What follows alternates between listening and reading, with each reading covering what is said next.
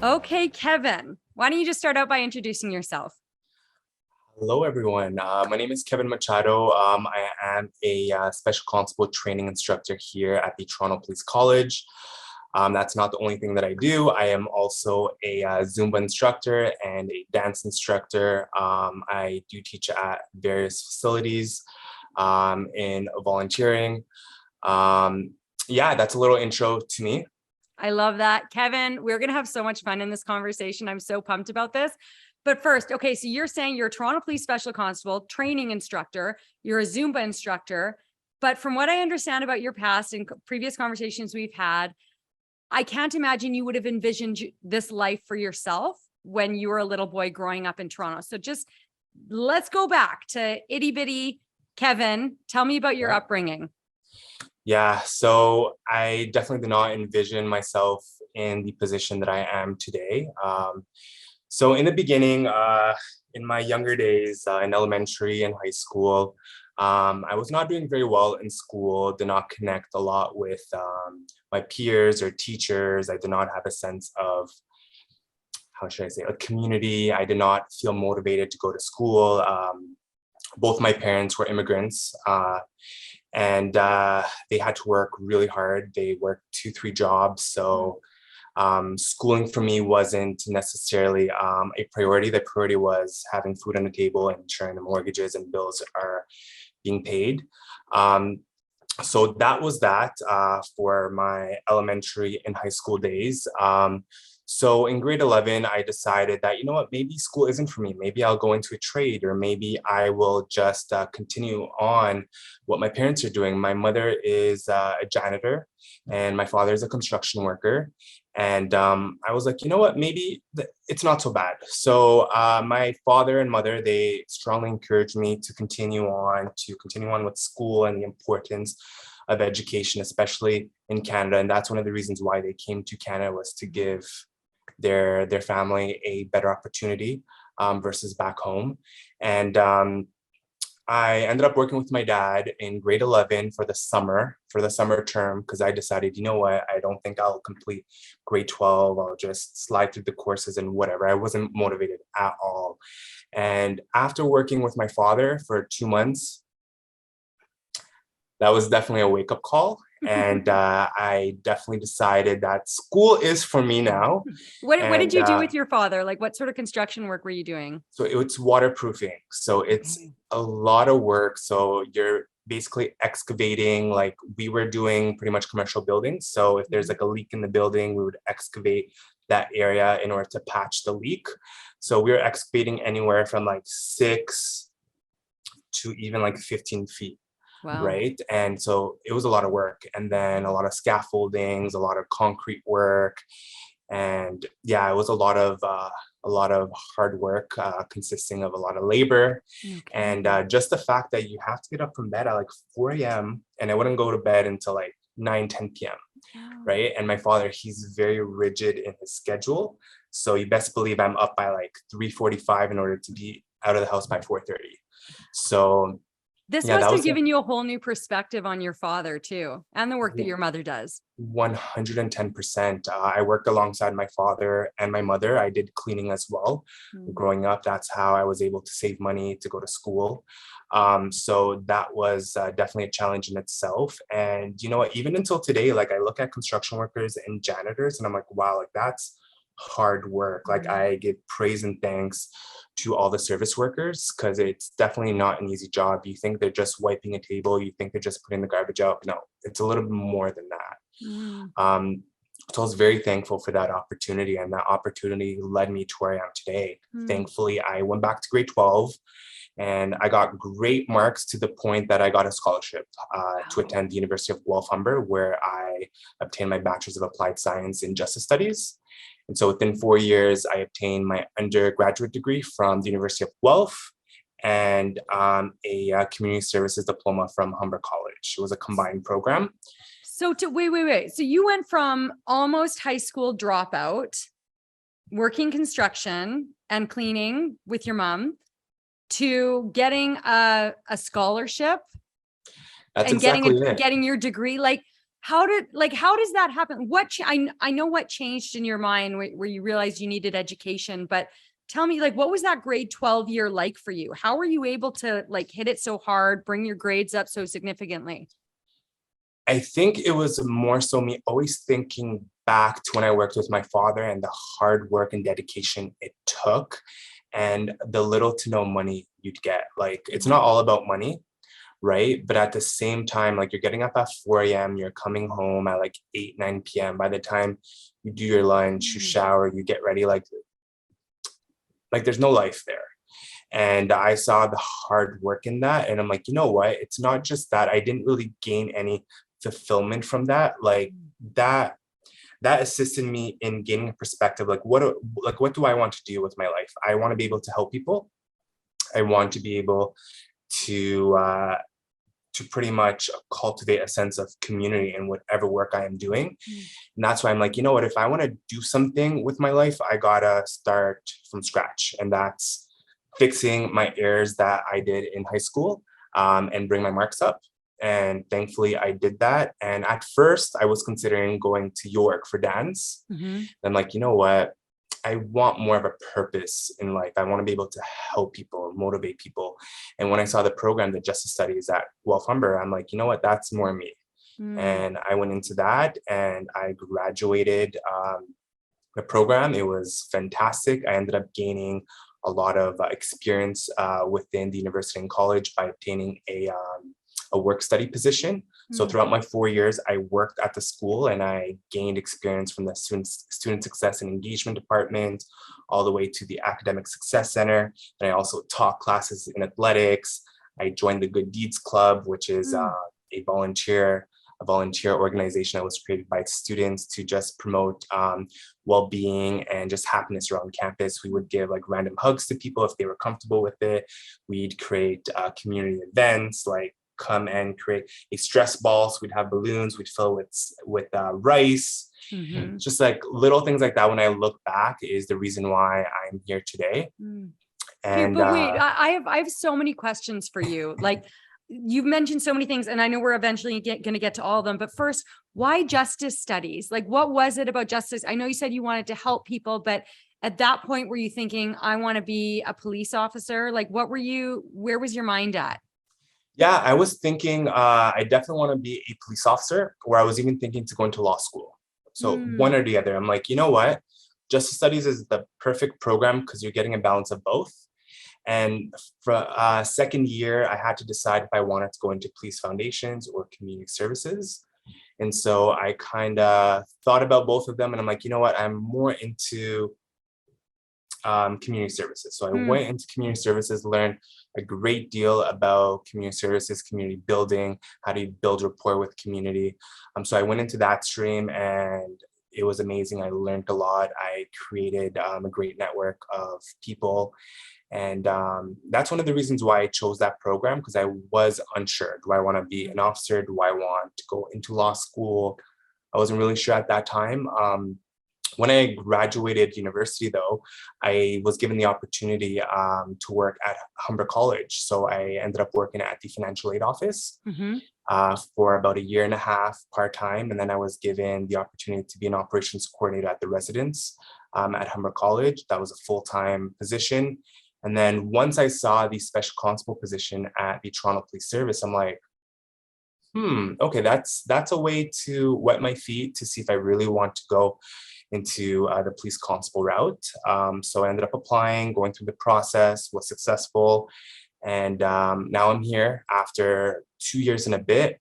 I worked at out of 52 division. I learned a great deal of duties, responsibilities. I learned so much.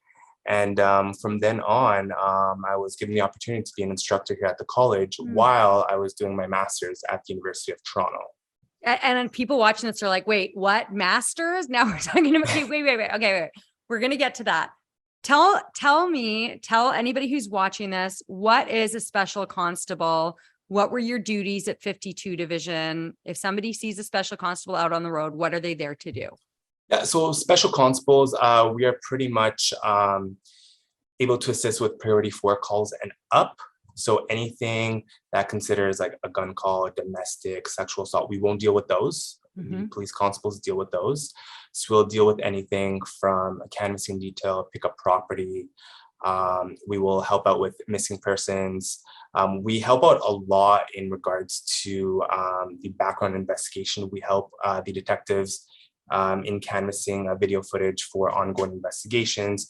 We help with crime scene management as well. You might see us out there if anything happens, the scene is secured, we're out there controlling the access control into the scene. You must have been on the news before. One of those shots of the officers going and knocking on people's doors, canvassing for witnesses. Yeah, I was on one of those on Front Street. Yeah. Yeah, there you go. Okay. You mentioned missing people. I know you were Yes. recognized for your role in one particular case. Tell me about that. Yes, correct. So it was last year, actually. So this case in particularly really positively impacted me. It was essentially a missing person who was missing for about 2 weeks, and the mother was extremely worried. It was an elderly mother. So the mother really depended on her child to help her with her daily tasks. And all of a sudden, the child is nowhere to be found. The adult child we're talking about, right? An adult child, Okay. yes. And the mother was very close with her child, and so all of a sudden her child just disappeared. She hasn't heard from the child for over 2 weeks, and so the investigation was ongoing for that duration of the time. And one of the detectives detailed me to pretty much canvass the surrounding area to follow up with the addresses that the detective has given me. So I did that. And luckily, one day, I believe it was the third or fourth day after canvassing for the missing person, I saw someone that looked identical to the person. And then I'm like, wait, no. I keep blinking. I'm like, wait, no. So I approach the individual and I'm like, are you so-and-so? And the individual was like, yes. And I'm like, thank goodness. And so then I pretty much explained to the person what's going on. I notified the detective as to the missing person is now found finally. And so I was really glad that the service was granted the opportunity to provide the closure to the mother and have her child back. And all was well after that. So that was one case that really impacted me positively. Like I saw the facial expression in the mother, and then also the child as well. The child was like, oh my goodness, like my mother was really worried. It's like, yes, your mother was frantically worried. So yeah, that case was a good one. It's in my books. Good for you. Good for you. I bet that's a story that you share with the special constables that you're training now at the police college, is it? Yes, that's definitely a story that I will be sharing. I love that. Okay, now dance. So you said you didn't know whether you wanted to, go to university or whether you wanted to go to dance, but up until that point, we hadn't heard anything about your dancing. So when did Kevin begin to move? Like, where did this dancing come from?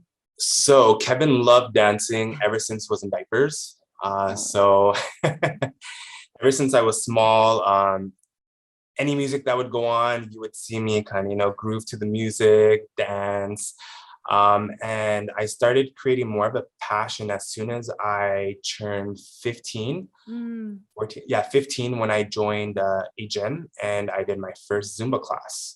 Okay. And I was like, what is Zumba? I'm like, okay, I'll look into it. I know it's a Latin-based dance class. I'm like, okay, I'm into that because I danced previously.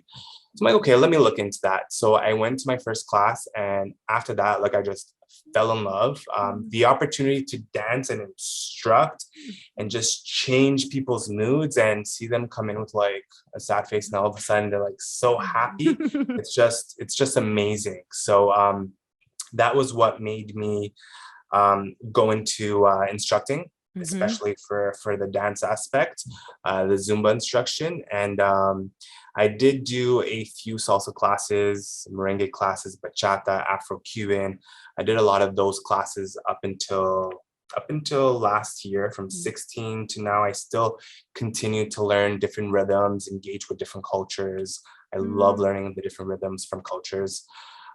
So that's one of the one of the opportunities that I was thankfully given by one of the instructors who motivated me to obtain my license, my Zumba license. So I did Okay. that, and until today, I'm instructing. Okay, Kevin, I've got this big smile on my face because I'm thinking back to the first time I tried Zumba, and it was at our local gym in Ajax. And I remember being like, okay, like my normal class wasn't happening. I would usually do the, the HIIT classes, get the weights in there and everything. So I'm like, I'll try out the Zumba class. I don't think I've ever felt so uncoordinated in my life. Like all of these people were regulars and they were like, bah, bah, bah, bah. I'm like, I have no idea what I'm doing. You must see that a lot. Like, how do you keep a straight face? Or do you just love that when people just come and they're just moving to the music, they're just enjoying themselves? Yeah, I love seeing that. It happens every class. So I pretty much cue to go two to the right or one to the right, and they're going the other way, where they're coming forward. They're doing the complete opposite. People are crashing into each other. Yes, yes. And you know what? That's normal, right? It takes a few classes for you to really get comfortable, right? And that's okay. If you're going the opposite way, that's okay. The whole point of it is keeping active, moving, and have a smile on my face. Those are the conditions to be in my class. So if you're going to be in my class, definitely move, keep moving, keep a smile on your face, positive attitude. That is all. You don't have to get the choreo 100%. Even if you get 10%, that's okay. As long as you're enjoying the class, you're listening to the music, even if you're marching, that is okay too. I love that. My sister, actually, I was talking to her the other day and she convinced me, we haven't done it yet, but we're planning on signing up for a dance class. I don't know what kind of dance in the fall where we can just go, and I don't know if it's interpretive dance or hip hop or what. Years ago, we did a hip hop dance and we learned one routine. And we would this is way in our younger years, we'd go out to the bars and just do that routine over and over again. And we felt so cool. So I look forward to that. And you've gotten me really pumped up for that. But you told me before we started recording, you could show me some moves. 100%. And I want to see some moves. I want to see what you can do. I love this. Absolutely. So let's play the conga song. I love it. I'll do a basic salsa. Yeah. We'll do that.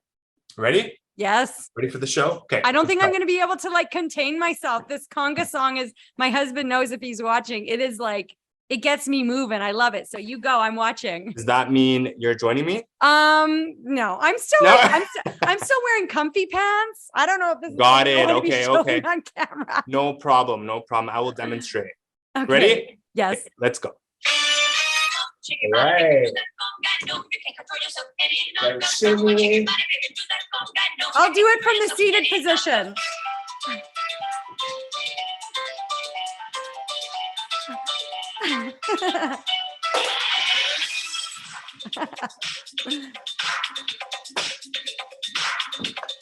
This is awesome. That's that. I love that. I love that so much. So you would do that in your classes, but you're also doing something else. You're volunteering your time with your dancing. And you just doing that, I imagine you lighting up so many faces. So tell me about your volunteer work.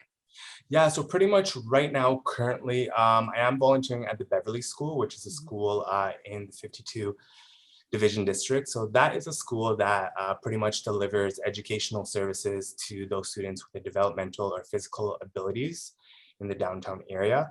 The grades range from anywhere from, I believe, JK up until grade 8.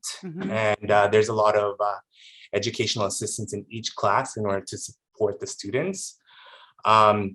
So I've been doing that for, let me see, probably for the past 2 months.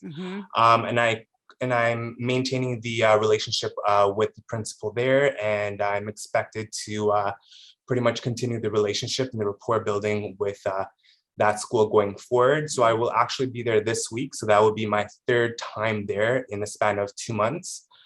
So I will be doing a little Zumba class for the children and also the educational assistants and the staff. So I'm looking forward to that. It will be approximately 15 to 20 minutes. And the benefit of that, honestly, it's for the students as well. The students are able to engage with the music. If they cannot dance, they're able to sit and they're able to still do the dance moves, right? So you don't have to be standing up. You're able to clap, right? So add a lot of clapping so they all feel like they're adding to the to the experience, and that they don't feel excluded. And it's also an opportunity for the teachers to relax, right, and have some fun and connect with their students in a different way, right? It's important to positively impact like young people's lives from a young age, and especially when dealing with law enforcement. I find like that's why I believe that me teaching dance and simply playing music and engaging the students provides a positive perception, and in return creates a meaningful connection with those students and also the staffs. And I imagine like for a lot of those kids, especially the little ones, that would be their first time even meeting a police officer. Exactly. Amazing. So what is it, Kevin, about dance, about music?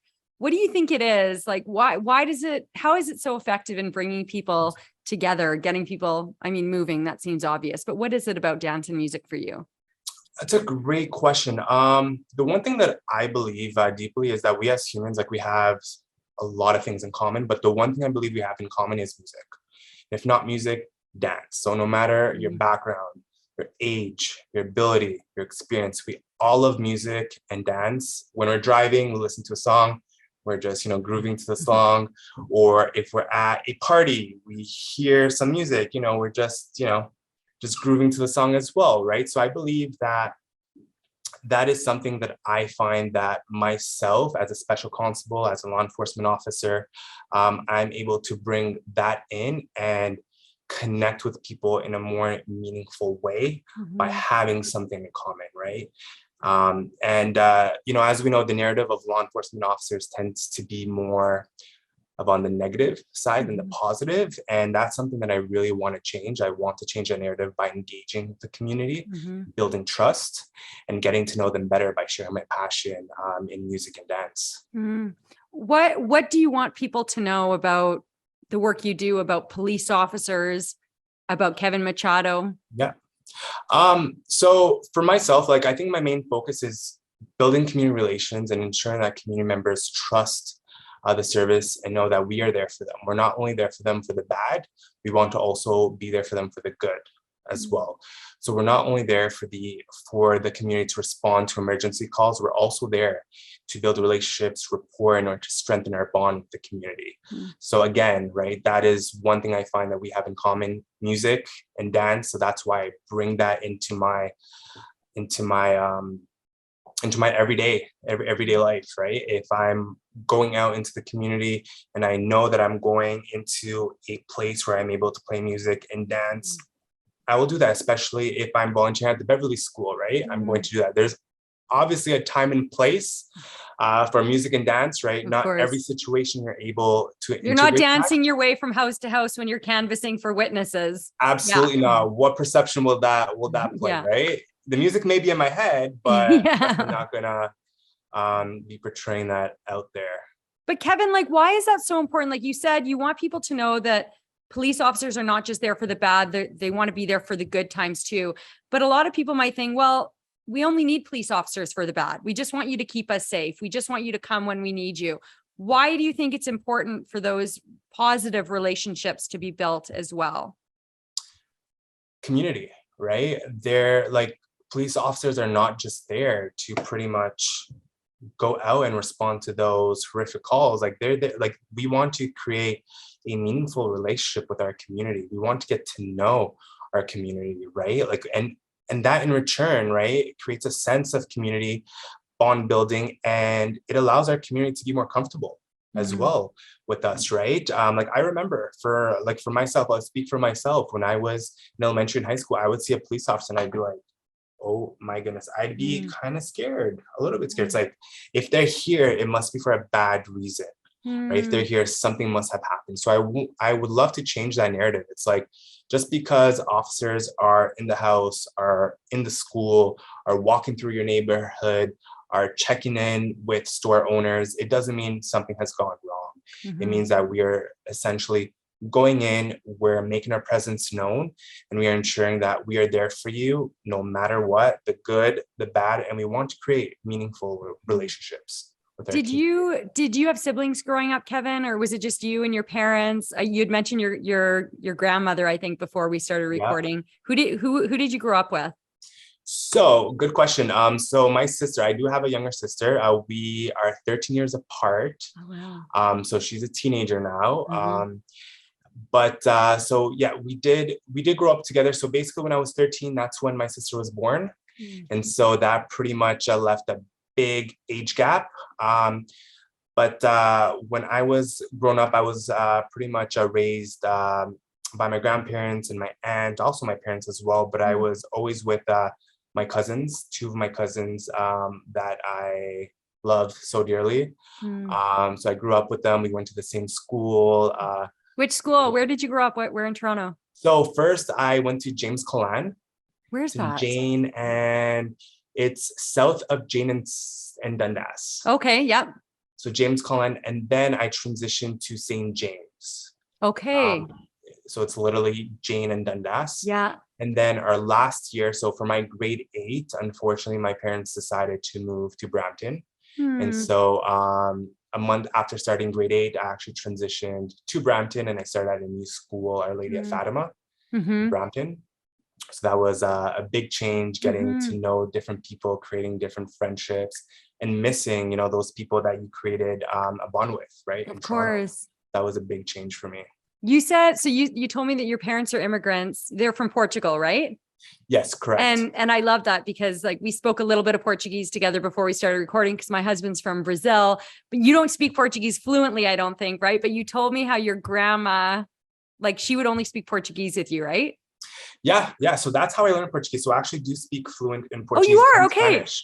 Oh, Yes. and So Spanish. So Awesome. I do with both. So my grandparents would be the type that it's like, if you're coming into my house, you want to eat, you want to stay here, you must speak in Portuguese.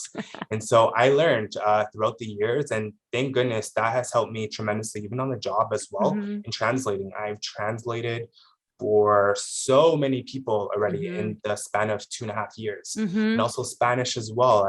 Like I mentioned to you, how I was raised by my grandparents and Mm-hmm. also my aunt as well. So my aunt married a Nicaraguan. So he's from Mm-hmm. Nicaragua. And Mm. so there would be Spanish a lot in the house. Mm. That's how I picked it up. Mm-hmm. And my cousins being mixed Portuguese and Spanish, I Mm-hmm. definitely embraced that, and Mm-hmm. I learned the language. And Mm-hmm. that's also another part why I was really into dancing as well. My aunt Mm. would always play the bachata, the merengue. So it would always be a party in the house. Get you moving. Yeah.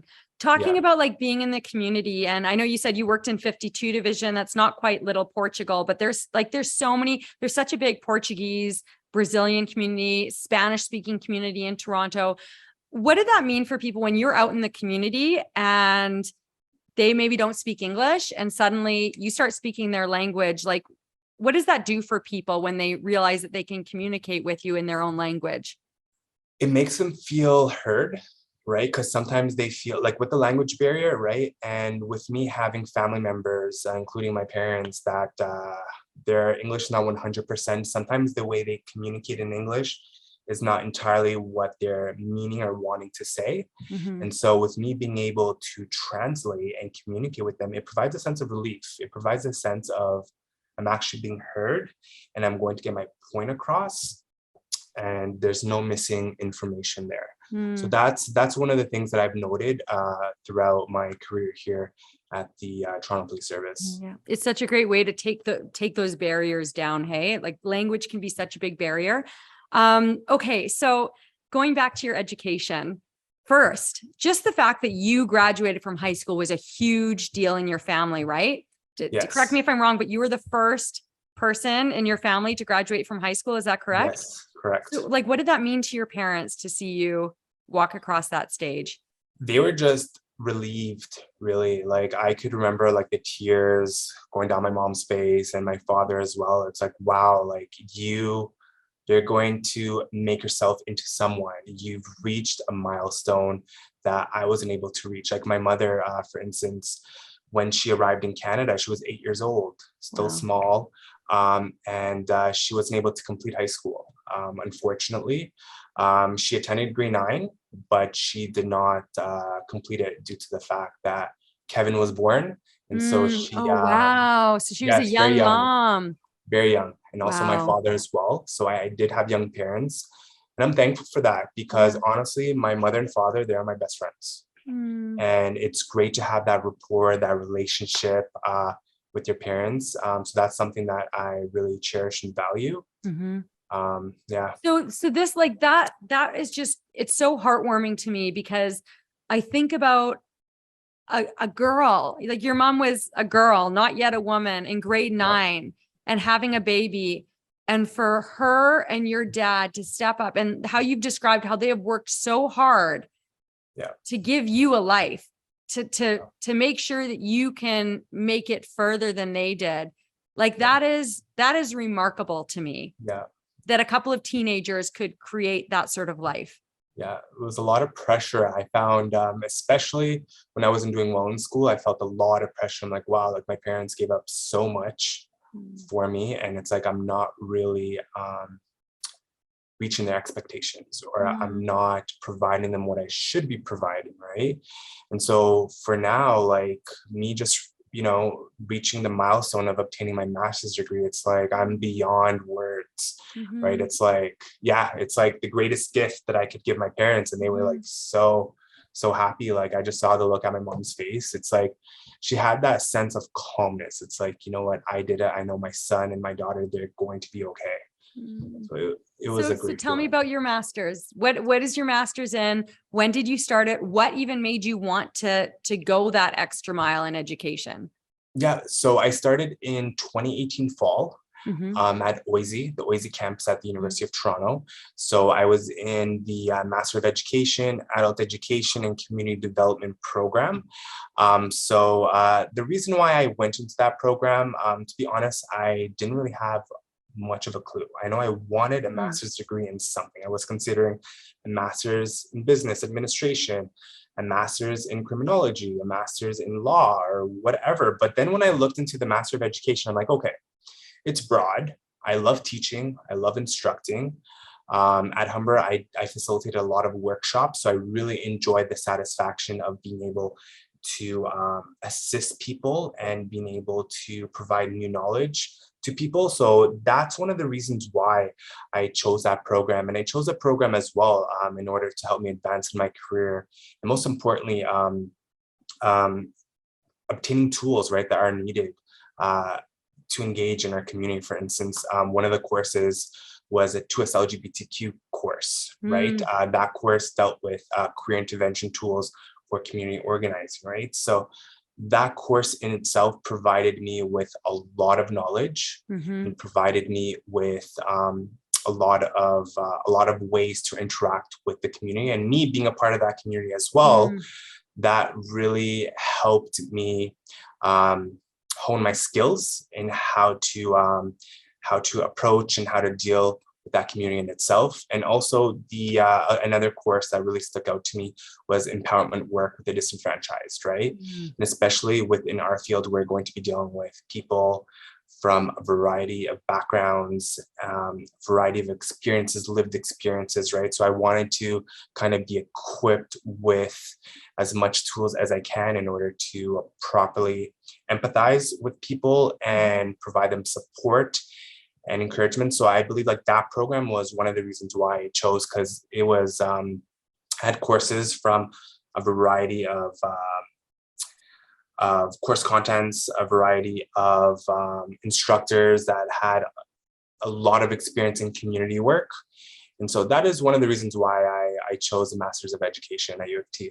Amazing. So you just graduated a week before this conversation. I don't know when this conversation is going to be out in the public realm, but a week ago. Yes. Who was there for you when you graduated? My family. So my mother, my father, my sister, my partner. So my rocks were there with me. And I was really, really thankful to be given the opportunity to have an in-person graduation, right? And to pass and not just pass, like I really excelled in the program. That's one of the accomplishments that I'm so proud of. I graduated with a 3.97 GPA. Wow. Would I have thought I would be able to reach that? No, to be honest, right? So I was really thankful for that and all the work that that I was able to gain out of the program, and just being there and cherishing that moment with my loved ones. It was amazing. Like all I could hear from like across the stage is like, Kevin, Kevin. Especially when I crossed the stage, it was an amazing, amazing experience. And I was glad that I was able to share that with them.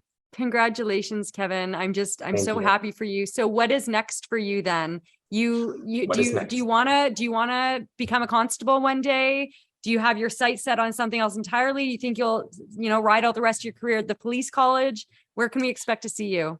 That's a great question. I believe that with myself, like I'm always open for new challenges, new experiences. Do I want to be a police constable? Yes, I'm thinking about it. I believe I want to be here at the college for a bit more. Go go and teach a few more recruit classes in order to gain that experience here at the college. And I believe possibly in a year, I will definitely apply to become a police constable. Hopefully I'll be successful and I'll be in the road. And yeah, and possibly I think within a few years, maybe 3, 4, or 5 years, I'll probably consider maybe even obtaining my PhD in education. Wow. I will look into that. I will see. But first, I would like to continue my career as a training instructor here and motivate and encourage the new recruits to do the best that they can while performing their duties and connecting with the community to build relationships. Amazing. So like the whole education stream for you, because I think that would surprise a lot of people, somebody who's in the police service and focusing his education on education.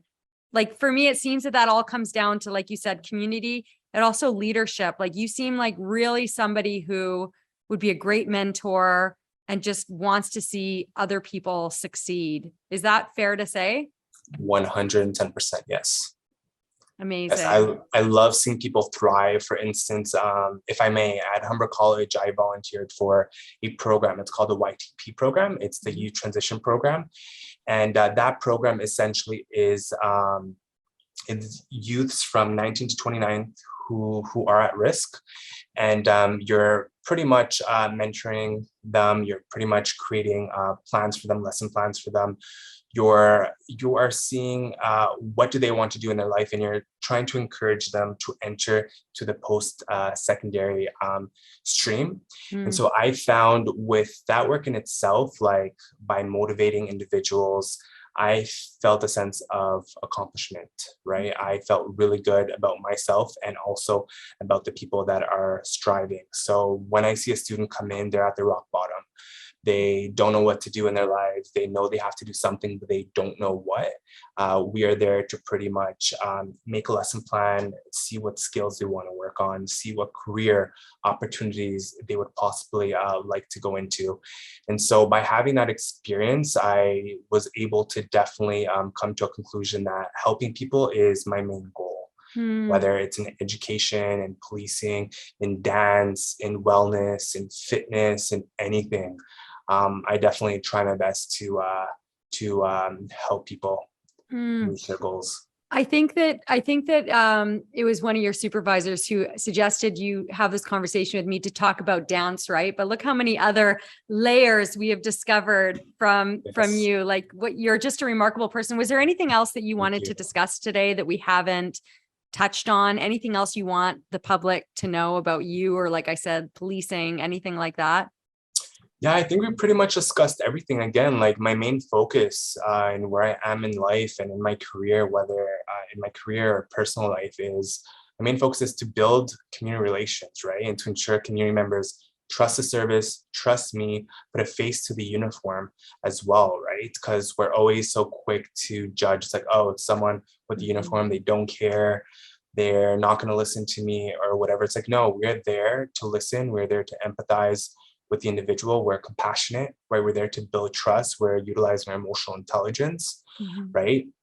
And we're not only there, again, for the bad, we're also there for the good as well. And we want to build relationships and rapport in order to strengthen our bond as a community, right? So, Kevin, if I see you like patrolling downtown Toronto next year, let's say, and I gave you like a little shimmy, would you give me a little shimmy back? Like if somebody sees you in uniform?